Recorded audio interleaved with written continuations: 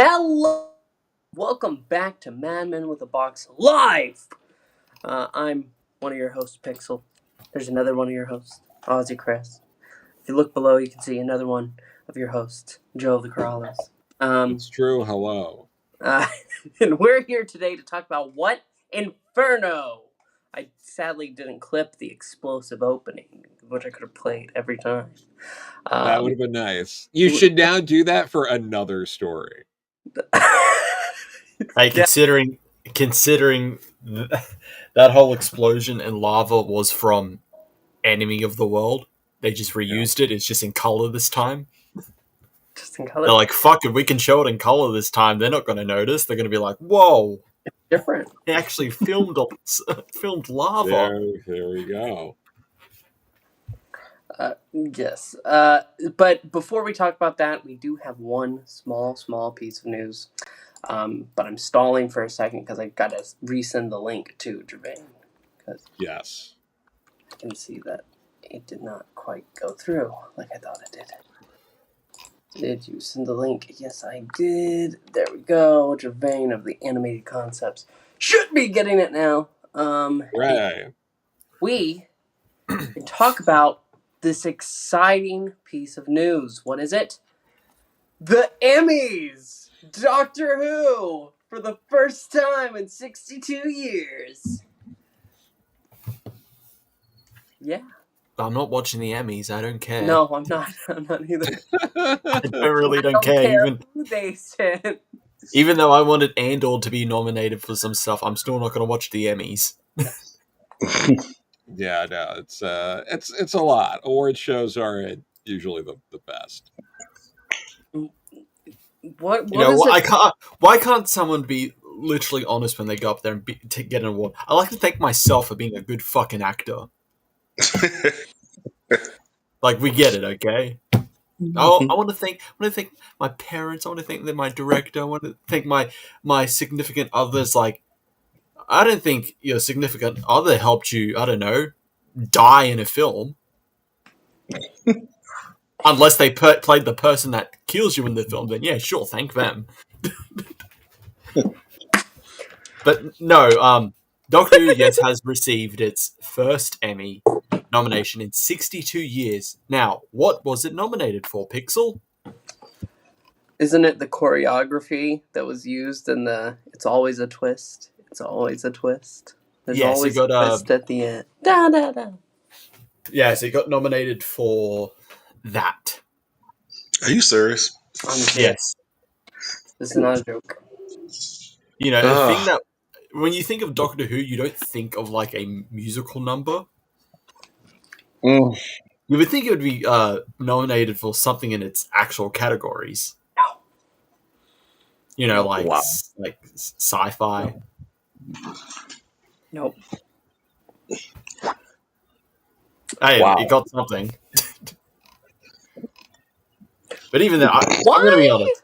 I'm going to be honest. As much as I enjoy that scene, even though it makes no goddamn sense, because it just happens, is it the best choreography?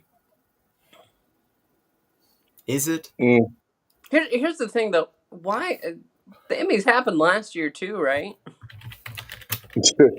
I think Doctor Who was already Doctor Who Past wouldn't the have window. Yeah, would have passed the window by then. Yeah, but like Doctor Who Emmy 2025. This makes me think maybe the fact that it's tied to Disney now has something to do with them being interested in giving them nominations. Yeah. I don't know. Just a bizarre passing thought. A coinky dink. Yeah. We should have gotten into the goblin number. Yes, we should have. I love eating babies. That's baby. I gotta see what else was nominated in this category. Oh man, Those goblins were like. I like the goblins. Okay. I have no problem with that. I would have given it for that. You know, yeah. Directing, writing. Hang on. Hit it, Janice. It's not even in one of the main ones. Wow. Main categories? Yeah, because here we go. Programs: comedy series, drama, limited reality competition, talk series, scripted variety. Then all the lead actors stuff and lead actresses, supporting actors, actresses, directing, um, outstanding, outstanding writing. I don't see this category. Hang on, what's the category? Outstanding choreography for scripted programming. Doesn't 20. even sound like a real category. It really doesn't. Outstanding choreography for scripted programming. It's like the BBC promoting the fact that they got that. Because I wouldn't. So the other categories it's got, the other shows it's going up against is Bridgerton, Oh Etoile, God. which I've never heard before, Severance. I haven't watched Severance, but I'm pretty sure I know what scene they're talking about because it was just all over Twitter when that happened. And Will Trent, Last Dance / In the Night / Quartet number 5 / I Can't Stand the Rain. So I only know 2 other shows in this category. Well, 3 if you count Doctor Who. Well, we hardly know Doctor Who anymore, so. Who indeed? Well, we know it'll be the Emmy nominated series from now on. Yeah. We nominated Doctor Who. I can't. Now, I wonder if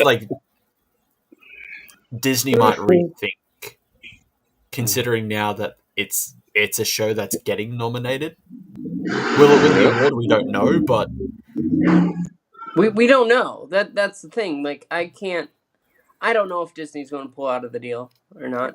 Like, in all honesty, does Disney really care? Like, it's still brought in really. for them. It's still content. They get rid of shit off their streaming platform and just not bring it back in any other way. That Willow series, can't watch it. Doesn't exist anymore unless you torrented it. It's true. So, yeah, honestly, I don't think Disney would care, even if it's getting nominated. Even then, it's for, outstanding choreography, and I feel like if they did care, they'd be like, if it was actor, or writing, or directing, maybe we'll rethink it. Maybe. I don't know. But I know. Congrats. Doctor Who got something. Yeah, first nomination in 62 years. What was the first one? Doctor Who. What'd you say? What was the first one? Yeah, There wasn't a first one. Oh, there wasn't? 62 years. Oh, this is the first one. Yeah. Oh, They were saying that's right, in all of the 62 years. Yeah. Jesus. Are you sure? I feel like Hartnell would have got something for almost clubbing a caveman to death. If Hartnell didn't get nominated for the song in Gunfighters, then what are we even doing? Or even just his performance of Doug's second movie has a better chance than another season of Doctor Who. This is sad. I'm sad now. You know what's another sad thing? And I'm not going to pull up the article, but Shooty recently did an interview, and they're asking him the questions that he was already asked, and he's already given the answers to, and it's the same old oh well, I was getting old. I didn't want to do it anymore. Yeah, I heard that. Saying, I was getting old. I'm getting tired. Getting too much for Doctor Who. That's why I had to leave. And it's like, Shooty, blink twice if you're lying. Right? Sure, Jan. Sure, it can be. You can do something, and it's getting old. You feel like you're getting old, and you feel like you're getting tired doing it. But then I look at Peter Capaldi. Yep. And I feel like at least the old part, you can't really say, oh, I feel like I'm getting old, but fucking Peter Capaldi was the Doctor for 3 the thing he was interviewing years. about. The thing he was interviewing about was a dance choreography thing, but that he was doing. And now I'm doing ballet, which isn't really good for my health, so I don't know what I'm doing. Okay. Yeah, I feel like if it's Doctor Who is just being, it's doing a toll on my body, and I'm feeling tired because I'm doing this. Then doing a ballet thing, I feel like that doesn't help. It feels like No. it feels like if you're like I don't know, like a pop idol, and you're injured, and that your company is like, no, you're still going to continue. You're going to do another performance even though you're injured. It's like that's not going to help. I just don't think know. back of I feel like it could be like it's either he doesn't. It's either like it's an NDA, or he just doesn't want to really like talk about it. it because it's very obvious. Like the thing is, we know this isn't even just like speculation. We know that this wasn't the plan. So when did things go horribly wrong? When did they go left with this whole enterprise? I think it's because when Disney decided not to say anything, or even like greenlight another season. I just think back to Better Call Saul. What a joke! What chicanery is this? That's what runs through my mind. Okay, anyway, enough depression. Let's talk about the end of the world. Actually, there was one thing I just remembered. Apparently, I wish I put this into the chat. Apparently, War Between the Land and the Sea won't be having a Comic-Con panel. No. They apparently were supposed to. But they're not going to. They're not. Why? Not a good sign. I don't know. No. I feel like if this is the last remnants of Doctor Who, I feel like you wanna drum it up a bit. Actually, there is one other thing that I should go ahead and mention.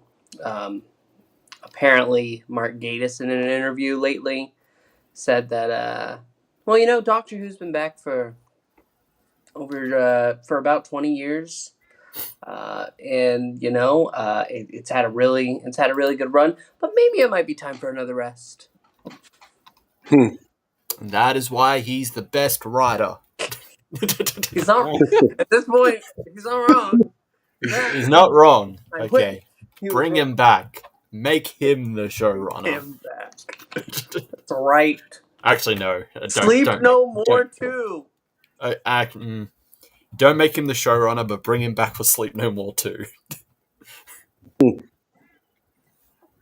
Anyway, Inferno. Chris, you want to start us off? Yeah, sure. So, Inferno is the season 7 fourth and final serial of Jon Pertwee's debut season as the third Doctor. It is the final regular appearance of Caroline John as Liz Shaw, and it is also the first Doctor Who story to explore the concept of parallel universes. So, during the Inferno project experiment, the Doctor accidentally finds himself trapped in a parallel universe ruled by a fascist society, and people he thought were his friends are not quite nice, are they? So this is written by Don Houghton, directed by Douglas Camfield, and Barry Letts is uncredited as the director, who was also the producer. This is seven stories, 7 parts. My thoughts on Inferno. I liked it, but I don't think it's great. I like it in parts. I think, much like most of this season, it suffers from it's too long. If you cut a few parts out, maybe it would work better. I feel like the primeval men, the Primords, who, funny enough, they're only referred to as the Primords in like the credits. They're never referred to as the Primords in the episode. They're actually referred to as the Primords in the Big Finish audio story. Primord. It took them that long for them to actually name them in the universe as Primords, but I felt like they're kind of just there, and I actually would have preferred if it was more primarily just focused on the whole Inferno project and then the parallel universe as well. and you have that ticking clock where it's like, yeah, in this universe they're a few hours ahead, but it's still also leading to disaster. So it's a ticking clock of the Doctor trying to escape this universe, to trying to go back to his, and to stop them from going forth with the Inferno project, because it's just going to lead to the same results. Third Doctor in this, great. I think everyone's great and good in this. It's just, I feel like it could have been a little better. Cut it down a bit, cut some parts out. I think it would have been like great. But I enjoyed it. I really enjoyed this story regardless. Yeah. Joe, with the Corallos. I think this is great. Absolutely. It's one of my favorite classic Who serials. I think the pacing's incredible for a 7-parter. It's one of the best, I think, 7-parters that they've done in Doctor Who. Like, for me, the tension tied with the score ramps up perfectly for me. It is easily one of the most tense stories in Doctor Who, like classic Who for sure. But I think it rivals most of New Who. Liz kills it as doing like a very nuanced performance where you slowly see her chipped away and become almost the Liz that we know over the course of the story. And I think it's absolutely brilliant. I think the Brigadier is absolutely incredible as brigade leader. Benson knocks it out of the park. Like, everyone is on their absolute A game. Again, the score for this, incredible. It's great seeing Christopher Benjamin before Towns of Wang Chiang. That's who it was. I thought, man, he looked familiar. Who the fuck is that? Like, I think he's definitely been in Doctor Who before, but it's like, yeah, now that you mention it, it's like, oh, yeah. Yeah. No, like, he's great. And like, the way they were able to do that with, like, coming up with a clever way and pacing it out right to like reuse the same location and actors and everything. I think it's one of the best efforts that have been done in classic Who with a trick to do something like that. Like, there's been a lot of cost saving tricks that have not worked in classic Who, but I feel like this was one of the most effective uses of that. Um, the Primoids and all that, for me, work perfectly. I like not knowing that much about them. I like that they're just like a menace that's just like, because it's just layering on the obstacles, for me. So I don't need the Doctor figuring out what they are, because he knows it's all, and all of it is a side effect of the main problem. And just this idea of basically these like heat zombies, which New Who they do a bit in Satan Pit. Was it Satan Pit? Which was the story with the Burn With Me? 42. 42, that's right. Yeah. So we get a little bit of that, kind of like, this is like sort of a preview of that sort of bit. I love just that whole concept of there's heat zombies that we have to stop with fire extinguishers is so Doctor Who and so cool. And having this in Pertwee's era, he's one of the only Doctors who can do this because he's so physical, and he gets into a lot of physical conflicts in this story as well. So like, it's this story for me, it fires on all cylinders. It doesn't hold back its punches. They go, fuck it, we're using this as an excuse to destroy a parallel world, which is something Doctor Who rarely does. If ever, really. I feel like New Who in particular leans a bit too much into the fairy tale stuff, where they use a little bit of science magic and everyone lives at the end, or they turn back time or something. But here, like actually having to sit with Pertwee, and his acting, he delivers it so great of just being like, look, I want to save you, but I can't. And it all plays out perfectly. Like there's no, like, for me, when I watch something, and if I get critical of it, and you've heard me here before many a times, I'm always coming up with like, oh, it would have just worked better if they did this or that. I don't really have that for this story. It all kind of goes how it kind of needs to go for the story to work.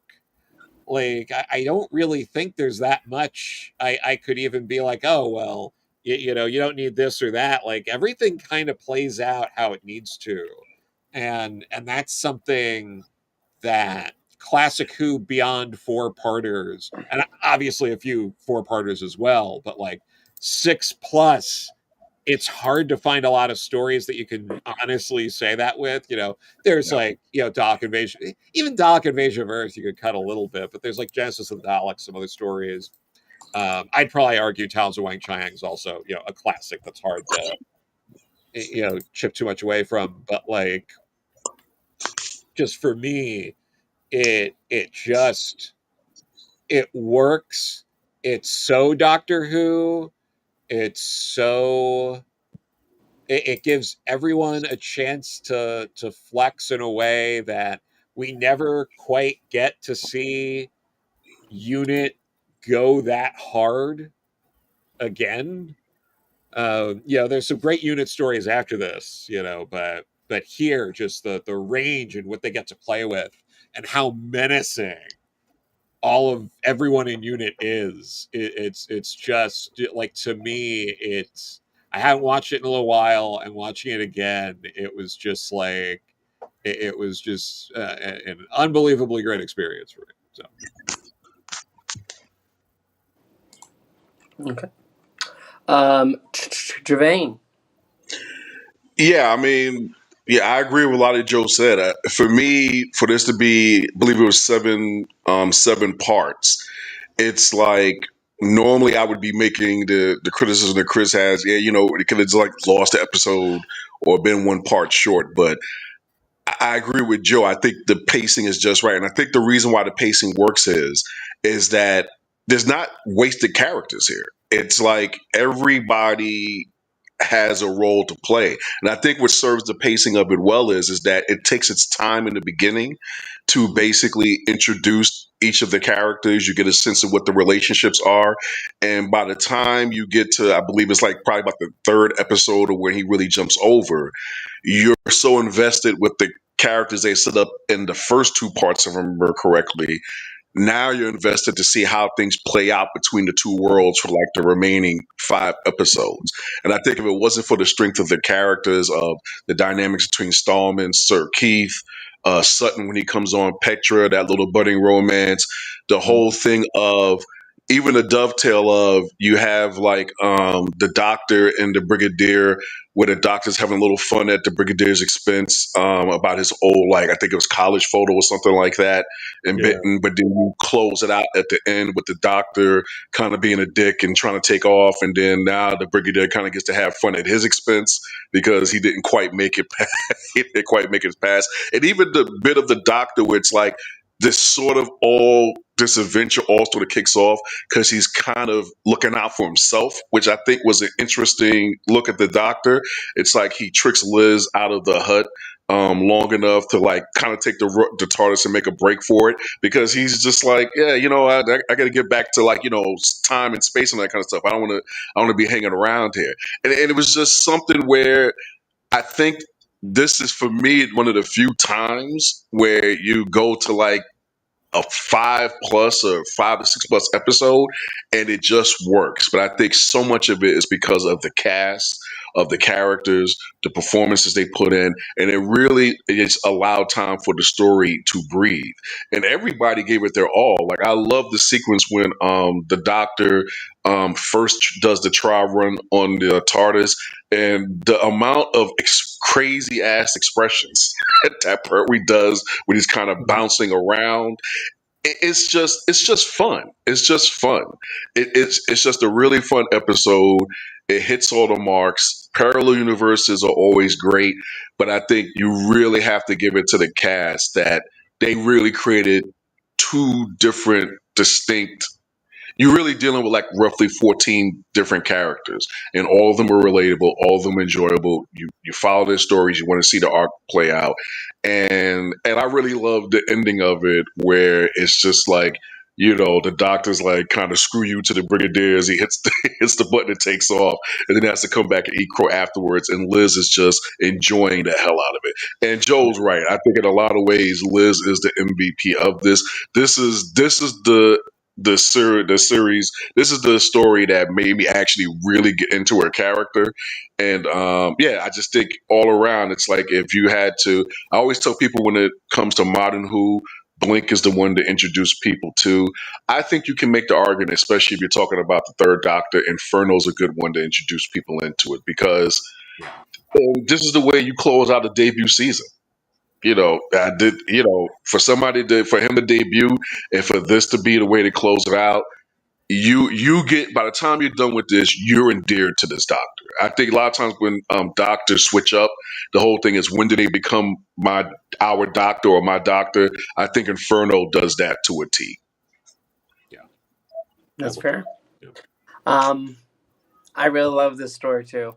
I'm a little bit more, I think, of the mind that Chris is going. I think for 7 parts, it's just a little much. You could make a cut here or there that goes ahead and just fits it tightly into 6, but it's just so great. Every part of this, the acting from Courtney in this episode is phenomenal. Yes. I love both sides of him, and I do love that we get to hear him screaming as his normal self too, whenever the scientists won't come into the room. Yeah. This is a chance to use your initiative. Get There down you there. Great. Yeah. Love it. And it is sad that we don't see Liz after this. Yes, But she exactly. gives a stellar performance to end it here. That what you touched upon, how slowly she almost becomes that Liz we know. And then you have the other people. It's kind of sad for me that the world is destroyed, because you do grow to like a few of those people, and then they're killed. Oh yeah. The giant magma wave approaches, which, in all honesty, they probably should have just used like a close-up version of the intro Inferno, going ahead and blowing up, and just put that right up close, because that would have looked a little better. But it's great. I love it. We should start getting into numbers. Chris, do you have a number for us? Sure. But before we get into that, let's do some trivia, because Rachel Smith brings up and they were all wearing eye patches.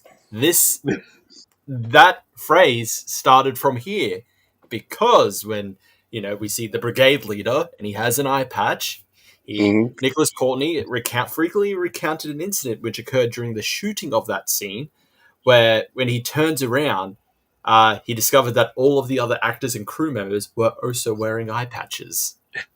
That was a great story. Yeah, it is. That's a fun story. This was both Nicholas Courtney and Caroline John's favorite story to do. Caroline John particularly enjoyed playing section leader Liz Shaw, because it was very different. It was fun playing a bad version of herself. The character Petra, Douglas Camfield originally wanted Kate O'Mara to portray her. Wow. I can see that. But because she was busy filming a film, The Horror of Frankenstein, he cast his wife Sheila Dunn as Petra instead. And this was the last story to have its own unique opening credits with the lava flow. The War Machine did it. Famously, the War Games does it. Yeah, this is the last one to do it until Series 7 of Doctor Who, with the shitty Instagram filter title card sequence. The first... Pixel, you look puzzled. You know the one where the first half of Series 7 with Amy and Rory, and it would have the Doctor Who logo, but it would be themed about what the episode was. So with Asylum of the Daleks, you would see the Dalek spheres on the words Doctor Who. Oh no, I was confused because you said about the crappy Instagram thing. Filter, yeah, and then it had the crappy Instagram filter on it as well. As Rachel Smith says, and also according to Nicholas Courtney, he was so in character he didn't crack and continue playing the scene straight, supposedly. I'd believe that. I would honestly believe that. And also, while it is not outright stated in the story, the leader is allegedly an alternate version of the Third Doctor. Really? Yes, in the story, in the Virgin New Adventures novel Time Worm Revelation, which was written by Paul Cornell, when the Doctor is in his mind and he's visiting some of his past selves, he meets the Third Doctor, and the Third Doctor talks about that he is especially worried that in the Inferno universe, the leader is him. Oh, okay. I got you. And because the picture that they use of the leader is reminiscent of one of the faces the Time Lords offer to the Second Doctor in the War Games. Oh, okay. So that was that. So, That was but that then, scene, but the black and white behind the Brigadier General, right before. yes, Gotcha. but that's one possibility. Other possibilities is that he's just a guy. Gotcha. The Third Doctor just assumes that is him. I mean, when you think about it, though, like everybody else in the story, their counterpart. They have a counterpart, or their counterpart is dead. And it's explained. Except for the Doctor. I'm just not here. Or has he been there all along? Dun dun. Yeah, that makes sense. It's kind of neat. Yeah. Okay. Yeah. Anything else? John Pertwee is afraid of heights, so he really did not like doing those scenes on top of the. Apparently, it took him 15 minutes to prep himself to do those scenes because he's trying to pump himself up to be like not afraid to. I can go up there. I can go up there. I'm an action man. Mm-hmm. And then also, the Doctor mentions Batman. Coincidentally, his son, Sean Pertwee, would go to play Alfred Pennyworth in Gotham. Yep. It's true. Did they think, oh, your dad mentioned Batman, we'll get him to be Alfred? Man. Probably not. One day. And last one, if you don't count Trial of a Time Lord, this is the last story to be more than 6 parts. But It is the last 7-parter story. Yeah. Well, 10. That's why I say if you don't count Trial of a Time, but even then, Trial of a Time Lord is a series, is a full series story that has parts, whereas this is a story that is a serial that is broken into individual episodes. So this is the last proper 7-part story. Because after that, it goes down. It just goes down a bit. Be 6, 5, 4, whatever. Okay, so ratings. I would give Inferno. I give it a 7.5 out of 10. I did like it. I do wish it was a bit shorter. I do wish some elements were maybe fine-tuned or cut out. But regardless of that, it's still a fascinating story. I really liked it. Everyone, as Joe said, everyone's on their A game here. And especially when they're playing the quote-unquote evil versions of themselves, they're really good there. You know, Caroline John as section leader, and then Nicholas Courtney as the brigade leader. Like, they're all great as their alternate evil versions of themselves. So, 7.5 out of 10. Thanks. Joe, the Corallo. Yeah. I feel like, I think I just have to give it a 10 out of 10. Like, I feel like if I don't give this one a 10 out of 10, what am I going to give a 10 out of 10? Like, there's only I don't know. In the classic series, there's a few good contenders for it, but this is absolutely one of them. I think like Case of Androzani, there's a handful of others I would probably give it a 10 out of 10. But yeah, I think for this one, I have to, especially after everything I said. It'd be really weird if I was like 8.5, like so yeah, I'll give this one a 10 out of 10. Okay, Gevain of the anime. Oh, this is a solid 8.5 for me. I really enjoyed it. For me, I compare it to, in a sense, the Star Trek one, Mirror Mirror, and I Oh yeah, think it's like when you look at William Shatner's portrayal of the evil Kirk, it's just very over the top. So really, the character who really gets to play with this is Nimoy as Spock, and it's like when you look at Inferno, you basically have like 7 versions of people doing their A game, like with this evil version of a character, where it just makes sense. It just makes sense. So yeah, this one is a solid 8.5 for me. The only reason I wouldn't say probably a 9, because I could definitely go along with Pixels and Chris's criticisms of like it could be tightened up a bit. Sure. Experience wise, that doesn't bother me as much, but I think the performances, even Stallman, the performances that everybody in the cast puts into this, it's like, yeah, 8.5, if not 9. Yeah. yeah. I am going to go 9 out of 10.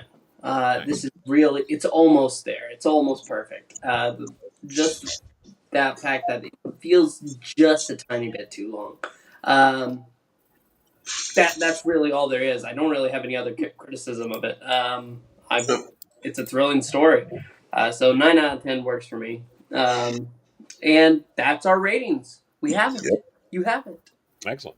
We'll be back next week with another topic. Who knows? Actually, I do know. Last week, we got a suggestion in the comments asking if we debate the best single season of Doctor Who, which No, I think we're up for. Yeah, I think we're up for a debate. So I think that's our topic next week. We have to find the best single season of Doctor Who. Are we isolating it to any era, or it's just like it's all Oh, a fucking free for all? Because free for all. oh Okay. man, because there's so many ways you could go about this. You could be so pedantic with this. It's great. It's great. Exactly. Yeah, Oh. I pick the Doctor Who TV movie as the best season. Yeah. Oh, It's 1 episode. It's a solid well, story. I know what mine There's is. nothing. I know what There's no mine's other gonna be. episodes in there that are bad. I'm actually still deciding. You know, Well, it's hard to pick ones out of all of them. I mean, I feel like I have like Out 6 or of 7 best out of seasons. 40 plus seasons. Yeah. Well, I know No, what it's not going to be. It's not going to be these last 2 damn. oh yeah. there we go. That's true. Unfortunately, 15, 13, I don't think are going to be popping up for anybody. No. No. But I noticed you You left 12 know, off there, so interesting.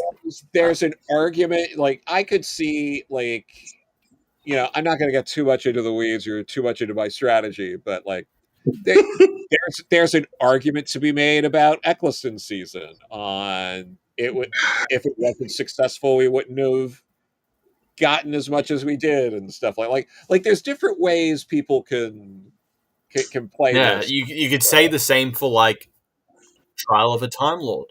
If Yeah. that didn't like pique the interest again, and the higher ups are like, okay, maybe we'll allow you to continue. Yeah, We won't cancel it, okay? Yeah. But we have yeah, but we'll allow you to continue. it's tough. Yeah, and I like Trial of a Time Lord a lot, but yeah, Yeah. it's Rachel Smith asks, "Are there seasons in the Wilderness Years?" Yeah, that's the books, and the problem with the books is like you got some high highs and then some low lows. yeah. Like But all VNAs, from what I have read and what I have heard, there are high highs and then low lows. The Eighth Doctor Adventures, there are high highs, there are quite a few low lows, but most of it is just in the middle. No, that's a And good because- topic. And because Yeah. Yes. because the Eighth But Doctor we are stuff is like technically absolutely- multiple stuff, but So can we get like what we think is the best season and at least have an honorable mention? if you want, I we can think go. that works. Yeah, we'll Okay. go with our That would number be one cool. best, and then an honorable. Yeah, we can do I that. mean, yeah, but obviously we're not doing any of the seasons with the wilderness years. It's bad enough we're keeping it to all the live action seasons. That is already insane. Like we Yeah, do that is. not need expanded. Like I universe. said, the Eighth Doctor Adventure novels are technically multiple seasons, So thank you to and they barely follow a story arc in most of them. So thank you to Nada Finga from last week for giving us. Yeah, We'll No, talk for about it next sure. time. What's the Yeah. best season? it's not 24. It's not 24. We'll see you next week. Alonzi. Bye, everybody.